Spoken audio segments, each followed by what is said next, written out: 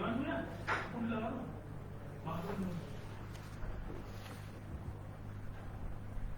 Morning. मैं doctor अर्चना Verma, civil hospital Roorkee से। आपके सम्मुख कुछ प्रश्न आए हैं मेरे पास। मैं senior gynaecologist civil hospital Roorkee में कार्यरत हूँ और कुछ कोविड प्रेगनेंसी से संबंधित कुछ प्रश्न हमारी गर्भवतियों ने काफ़ी मुझे व्हाट्सएप भी किए हैं और उन्हीं का मैंने यही अच्छा माध्यम समझा कि मैं इसी के माध्यम से उनको कुछ सलाह देना चाहती हूँ। अक्सर महिलाएं अगर प्रेगनेंसी गर्भावस्था में कोविड पॉजिटिव उनका रिपोर्ट आ रहा है तो सबसे पहली मेरी सलाह है कि घबराएं बिल्कुल नहीं। सब आपके साथ हैं, आपका परिवार है, हम हैं, घबराएं नहीं। अगर आपको कोई भी समस्या नहीं है जैसे कि सर्दी, जुकाम, खांसी, बुखार, आप एसिम्प्टोमेटिक हैं तो सबसे पहले आपको अपने आप को आइसोलेट करना है, मतलब अन्य परिवार के लोगों से आप अलग करें अपने आप को। जो हम कोविड हैबिट्स बता रहे हैं आजकल, जैसे बार बार हाथ धोने हैं, आपको सैनिटाइजर का प्रयोग करना है और मास्क का प्रयोग करना है। किसी भी व्यक्ति से बात करते समय आप मास्क लगा के बात करेंगे। घर में अगर आपका कमरा अलग है तो आप अलग रहें तो ज़्यादा अच्छा है। फिर तीसरी चीज़ आती है डाइट। डाइट में हम आपको जो हम नॉर्मल प्रेगनेंसी में आयरन कैल्शियम खाते हैं वो खाते रहेंगे। प्रोटीन, जैसे प्रोटीन युक्त चीज़ें होती हैं, कच्चा पनीर हो गया, दूध ले लिया आपने, जितने भी फल हैं, सब्जियां हैं ताज़ी, वो खाएंगी आप। इसके साथ साथ जो हम इसमें कोविड पॉजिटिव लोगों को किट जो दे रहे हैं उसमें भी हम लोग एक विटामिन सी की टैबलेट और जिंक की टैबलेट देते हैं। विटामिन सी 500 मिलीग्राम की हम आपको रिकमेंड करेंगे कि सुबह दोपहर शाम तीनों टाइम चूसने वाली गोली है वो लें। जिंक की 50 मिलीग्राम की टैबलेट है वो भी आप सुबह शाम लेंगी, जो आपको किट में दी जाएगी। और उसके साथ एक पोलीकैल्सिफेरॉल के विटामिन डी के शैशे आते हैं जो कि आप दूध के साथ लेंगी और वो हम हर हफ्ते आपको रिकमेंड करते हैं कि हर हफ्ते आप लें और वो 6 वीक्स तक, हम 6 हफ्ते तक आपको लेने के लिए बोलते हैं। तो आपको विटामिन सी, विटामिन डी के शैशे और आपको हम जिंक की टैबलेट्स किट के साथ दे रहे हैं अगर आप पॉजिटिव आ रही हैं तो। फिर इसके बाद आता है कि आपको घर में व्यायाम करना है, अपने आप को बिजी रखना है और अपने बच्चे की मूवमेंट का ध्यान रखना है। वैसे प्रायतः ये कहा जा रहा है कि कोविड का प्रेगनेंसी पे बहुत ज़्यादा असर नहीं पड़ता है, ना ही बच्चे पे ना ही माँ पे, लेकिन आजकल ये देखने में आ रहा है कि सेकेंड ट्राइमेस्टर ऑनवर्ड्स, मतलब 3 महीने के बाद कुछ महिलाओं में लीकिंग जल्दी शुरू हो रही है या अबॉर्शंस की प्रक्रिया हो रही है, या एक कुछ केसेस में आईयूडी मतलब इंट्रायूट्राइन डेथ भी देखने को मिल रही है। तो उसमें मैं यही कहना चाहूँगी कि बच्चे के मूवमेंट का आप ध्यान रखेंगी, सारी तरफ से अपना ध्यान हटा के बच्चा कितनी बार घूम रहा है। अगर आपको लगता है कि बच्चा मेरा कम घूम रहा है तो तुरंत अपने डॉक्टर से, अपनी गायनोकोलॉजिस्ट से परामर्श लेंगी। डाइट्स में आगे हम ऐड करते हैं कि आप कम से कम दिन में 3 या 4 लीटर गुनगुना पानी पीजिए। अगर आपको लक्षण लग रहे हैं, गले में हल्की सी खांसी या खराश है, तो आप उसके साथ साथ भाप भी ले सकती हैं। दिन में 3-4 बार स्टीम से भाप लीजिए अच्छी तरह से, तौलिया ढक करके। और व्यायाम, एक्सरसाइज जिस भी तरह का आप करती हैं, योगा करती हैं या हल्का फुल्का डीप ब्रीदिंग एक्सरसाइजेज, जिसे कहते हैं कि अपने शरीर में हम सांस लेते हैं, उसको रोकते हैं और फिर रोकने के बाद छोड़ने की कोशिश करते हैं। प्राय प्रेगनेंसी में ये बहुत ज़्यादा नहीं आप कर पाएंगी, लेकिन फिर भी आपसे जितना हो सकता है डीप ब्रीदिंग एक्सरसाइजेज आप करिए। खाना खाने के बाद टहलिए, जैसे आप सुबह शाम दोनों टाइम अपने घर में ही टहलिए, बाहर आपको जाने की ज़रूरत नहीं है। अपने कमरे में, अपने घर में आप जिसमें रहती हैं उसमें खाना खाने के बाद टहलिए ज़रूर। और सबसे इम्पॉर्टेंट चीज़ है कि अपना सैचुरेशन, एक पल्स ऑक्सीमीटर से अपना ऑक्सीजन सैचुरेशन आप देखते रहिए, अपना टेम्परेचर देखते रहिए। अगर किसी भी समय आपका सैचुरेशन 95 से नीचे आता है तो आपको तुरंत हमारी सलाह लेनी है, आपको तुरंत अस्पताल आना है। और टेम्परेचर भी, अगर आपको बुखार नहीं है तो कोई घबराने की ज़रूरत नहीं, लेकिन अगर आपको खराश लगती है, टेम्परेचर बढ़ता है, तो आप हमें ज़रूर संपर्क करेंगे या किसी भी जो आपके निकटवर्ती अस्पताल है वहाँ पे जाएंगे। तो ये तो हमारा था कि गर्भावस्था में प्रेगनेंसी में कोविड पॉजिटिव आने पर महिलाएं घर में क्या करें। फिर एक दूसरा प्रश्न आया था मेरे पास कि प्रेगनेंसी में वैक्सीनेशन इम्पॉर्टेंट है या नहीं। देखिए, थोड़ा सा हमारे भारतीय सरकार, गवर्नमेंट ऑफ इंडिया की हमारे पास कोई अभी ऐसी गाइडलाइंस नहीं है कि हम ब्रेस्ट फीडिंग में या मतलब लैक्टेटिंग वुमेंस में जो बच्चे को दूध पिला रही हैं या फिर प्रेगनेंसी में हम उनको टीकाकरण करें या नहीं। हालांकि फीगो, फेडरेशन ऑफ ऑस्टिकानी सोसाइटी है, उन्होंने रिकमेंड कर दिया है, but we are still waiting for government of India orders कि हमारे भारत सरकार में कुछ और से ऑर्डर है। अभी तक हम गर्भवती स्त्रियों को वैक्सीनेशन नहीं दे रहे हैं।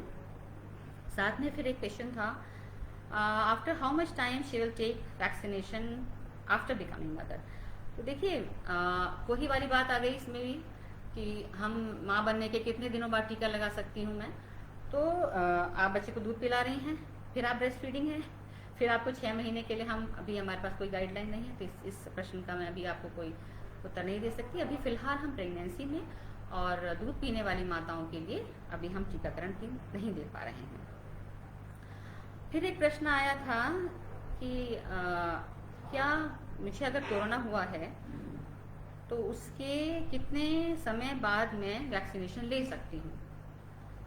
तो इसका है कि अगर आपको कोरोना हो चुका है और तो आपका हमारा जो अनुमान समय हम दे रहे हैं 4 से 6 हफ्ते का है।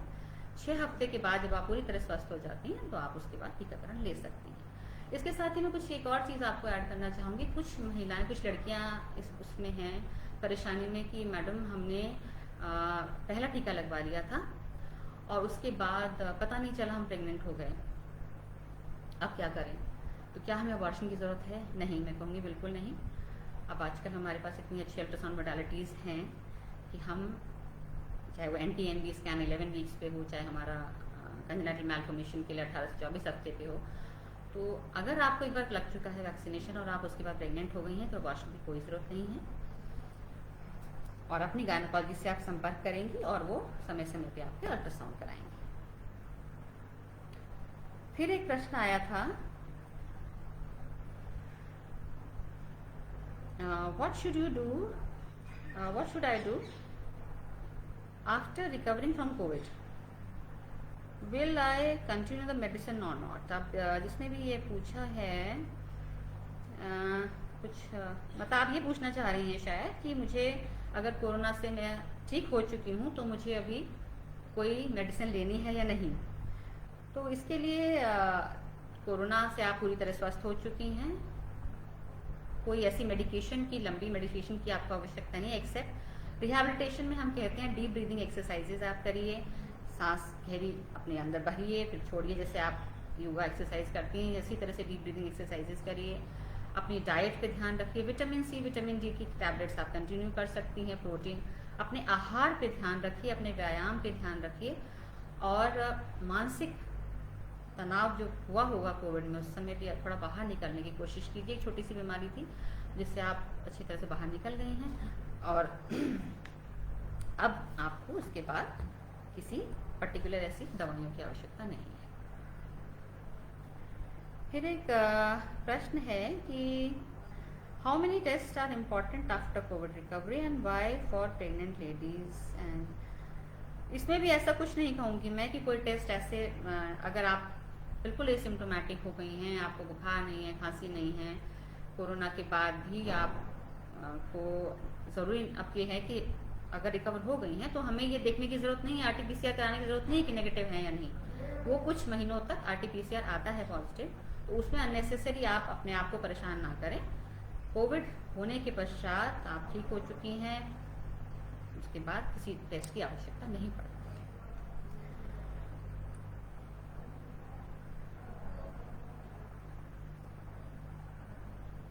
What type of food will I take in COVID and after COVID? ये मैं पहले भी आपको बता चुकी हूँ। जितना आहार आप तला भुना मिर्च मसाला हम वैसे ही मना करते हैं प्रेगनेंसी में, सिंपल प्रोटीन रिच डाइट लेंगी या दाल में नींबू डाल लें, आंवला अगर सीजन का आंवला है तो आंवला बहुत अच्छा विटामिन सी का सोर्स है, दूध आप नियमित लें। तो जो हम आहार व्यवहार हम प्रेगनेंसी में बताते हैं, कोविड में उससे थोड़ा सा ज़्यादा अपने आप को ध्यान देने की ज़रूरत है।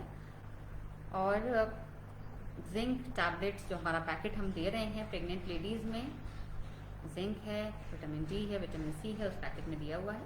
तो आप किसी भी समय आके हमारे हॉस्पिटल से, किसी भी हमारी प्राथमिक स्वास्थ्य केंद्र या हॉस्पिटल में से आप ले सकती हैं। फिर आता है कि अगर सर्दी जुकाम बुखार है या खांसी है तो उसके लिए हम एंटीबायोटिक, वैसे तो आप के जो भी नियर में डॉक्टर्स हैं उनसे आप व्हाट्सएप से सलाह ले सकती हैं, लेकिन हल्का बुखार है, खांसी जुकाम है, उसके लिए हम पैरासीटामोल की टैबलेट रिकमेंड करते हैं। पैरासीटामोल आप सुबह दोपहर शाम 6-6 घंटे पे 8 घंटे पे ले सकती हैं। बुखार ज़्यादा चढ़ने मत दीजिए। 500 मिलीग्राम्स या 650 की भी हमारी आती क्रोसिन, अगर ज़्यादा है तो 450 भी आप ले सकते हैं। एक चीज़ मैं और इसमें कहना चाहूँगी कि अगर आपको लग रहा है बुखार है या पैरासीटामोल के बाद भी आपका बुखार 4-5 दिन से के बाद नहीं उतर रहा है, या वो उसमें आपको जो खांसी है या सांस लेने में कोई दिक्कत आ रही है, तो आप प्लीज़ घर पे नहीं बैठेंगी। आपको फीटल मूवमेंट अच्छे से बच्चा नहीं घूम रहा है, सांस लेने में हल्की सी भी दिक्कत है या आपको बुखार है, तो आप तुरंत अस्पताल आके संपर्क करेंगी। SpO2 किसी भी क्षण आपका 95 से नीचे जाता है तो भी आप अस्पताल जो कि आपके पास है या आपकी लेडी डॉक्टर है उनसे आप संपर्क करेंगी। उसके साथ ही कुछ सवाल आए थे कि ये हमारी किट में एक आइवरमेक्टिन टैबलेट दी हुई है। ये मैं कहना चाहूँगी कि ये गर्भवती महिलाओं के लिए हम लोग नहीं दे रहे हैं, तो प्लीज़ कृपया करके आइवरमेक्टिन टैबलेट आप ना लें। अगर आपके पास पैकेज है तो उसमें हम वैसे तो हम सब में गर्भवती महिलाओं को निकाल के ही देते हैं वो, लेकिन फिर भी आइवरमेक्टिन हम नहीं दे रहे हैं प्रेगनेंसी में। It is not safe in pregnancy. और इसके साथ लगभग इससे ये प्रश्न तो मैंने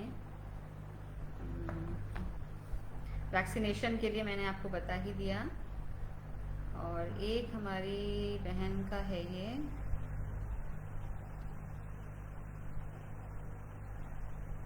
अल्ट्रासाउंड के लिए। हाँ जी, अल्ट्रासाउंड है आपको, अल्ट्रासाउंड नियमित जो हम ज़्यादा अल्ट्रासाउंड बताते हैं गर्भावस्था में, वो अल्ट्रासाउंड अगर आप अभी पॉजिटिव आई हैं तो आइसोलेशन कंप्लीट करके, तो 14-17 दिन का हमारा आइसोलेशन पीरियड है, वो कंप्लीट करने के पश्चात आप एक अल्ट्रासाउंड जरूर कराइए। और इस बीच बच्चे के मूवमेंट का आप ध्यान रखेंगे।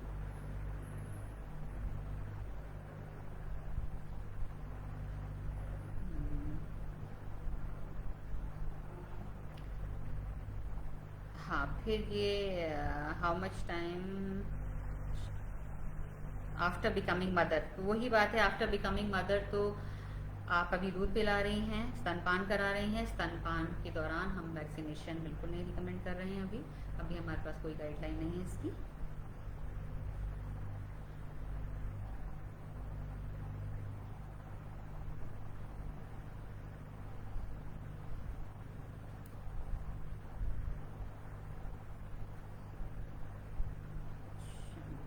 फूड के बारे में, खाने के बारे में हमने बता ही दिया है आपको।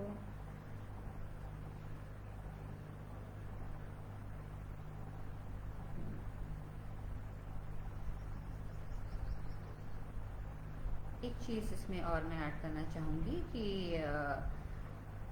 गर्भावस्था में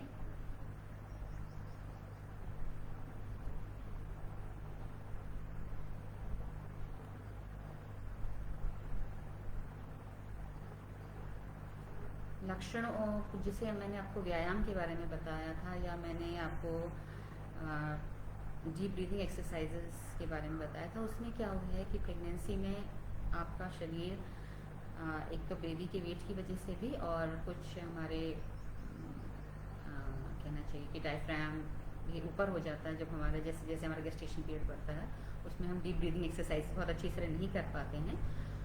तो प्राय हम लोग नॉर्मल पेशेंट्स को प्रोनिंग बता रहे हैं। प्रोनिंग मतलब पेट के बल लेटिए, उससे पेट के बल लेट के कुछ एक्सरसाइजेस करिए, जो कि पॉसिबल नहीं है।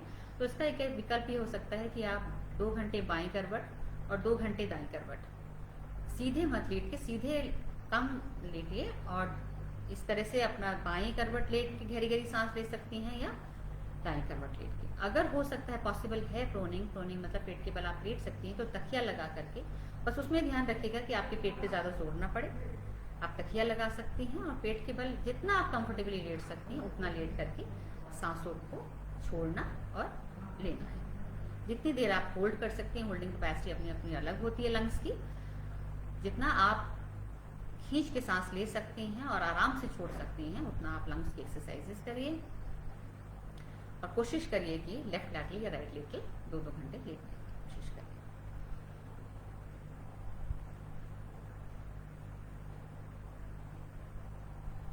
मेरे ख्याल इसके अलावा तो और प्रश्न के उत्तर हो ही चुके हैं, और इसके साथ ही आगे भी आपके प्रश्न होते रहेंगे, उनकी हम यथासंभव जवाब देते रहेंगे।